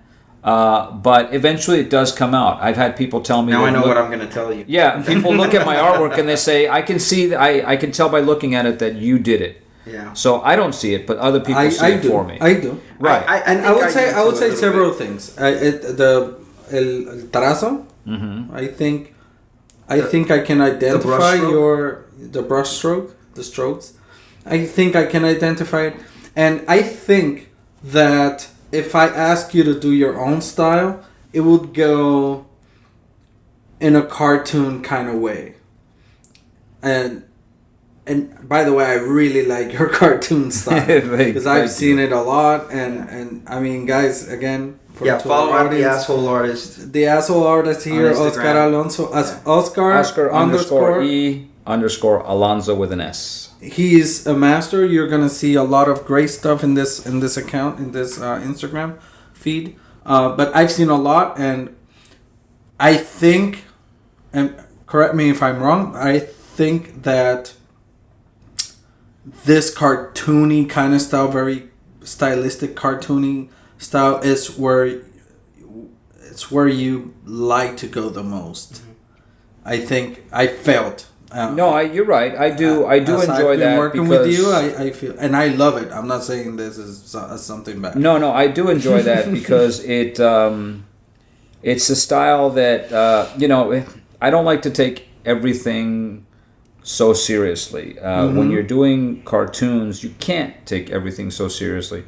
But one of the other things that have a lot to do with it, and again I said before, there are no rules, there's no law that says you can't draw. So have fun, draw. Yeah. You want to copy something, copy something. Just beware that if you're going to get into the ring with professionals, you're going to be harshly criticized, and you will probably come back with a diaper full of shit. Yeah. Because you will shit yourself. And that's very good advice, because games, they have different styles. Right, but gamers are also very critical, like we said. So it's a very competitive field. I mean, and I know a lot of people that have gone through art school, and I didn't go to art school, but I just know from their experiences what they've told me, and I think one of the most terrifying things to think of is I've just created this piece of art, and now I have to put it on a wall for not just all my peers to evaluate, but my instructor and the other instructors to evaluate. And I think that's got to be like a really gut-wrenching experience, especially if it doesn't sit well with whomever. It's part of what you learn. One of the things as an artist is, who are you drawing this for? As an artist, you need to exhibit your work. Because if you're just going to draw it and hide it in a diary, it's like Marty McFly's father said, I don't show my stuff to anybody. Yeah. Well, what's the point of writing it? What's the point? I think that's why ridiculous. Are you doing all this? You have to share your artwork. You have to exhibit your artwork. And if you want to work as an artist, you have to be able to take the criticism. And you will get criticism. Right. And once you put your stuff out there at a portfolio review or you go somewhere, you're going to put your stuff up and you're going to think your stuff looks terrible. Right. Because everybody else's looks so polished, so good. And you're going to go, how did they do that? Yeah. But one of the things you learn is that once you look beyond the polish, and I've always said, one of my many sayings, because I work on a Cintiq, I work in a digital environment, is that if the power goes out, do you still have an artist? Right. Oh, that's that awesome. Is very critical. That's awesome. If you lose power, and your power doesn't come back for 4 or 5 days, and you have to make a pitch. Right. And the client doesn't really care that I don't care that you didn't, and you say, come here, and you bring your markers and you bring an artist, and that artist can convey to that client what you want to show, even if they have to draw things live. Right. But if you have a crappy artist, forget it. You lost that account. You're done. And what I'll say to that one that only knows how to do anime. Right. Yeah. Why are there dragons? When the power goes out, are you still a gamer? That? Right. And you know what? With me, you are, because I have dice and we can play Dungeons and Dragons. Yeah. Right. So that's a great segue. I think. What the advice? And I'm an author. I'm a writer. I'm not an artist that I draw my own things. I do draw things, but if you listen to what I said, you will consider yourself an artist. Right? No, I know. So let me. You're an artist. I'm gonna get there. You're just not like we defined earlier, an artist. Right. I'm not an artist from the sense that I'm not doing this as a professional. So I wouldn't consider myself a professional artist. What I would say is, when I was young, I loved art. I drew all types of things all the time, and I won some art contests when I was a kid. But here's my advice to our audience or anyone listening is what I've also learned from playing 10,000 hours of World of Warcraft and doing anything for that amount of time is you have to be consistent. Okay, you have to have consistency, and you also have to have some resiliency. So yes, your art will be judged, your writing will be judged. J.K. Rowling's book was denied by 8 publishers before Bloomsbury decided, we'll take a chance on this story about a boy wizard, living on 4 Privet Drive. So I guess the point I'm trying to make is you definitely have to be consistent because that's how you learn and that's how you continue to hone your craft.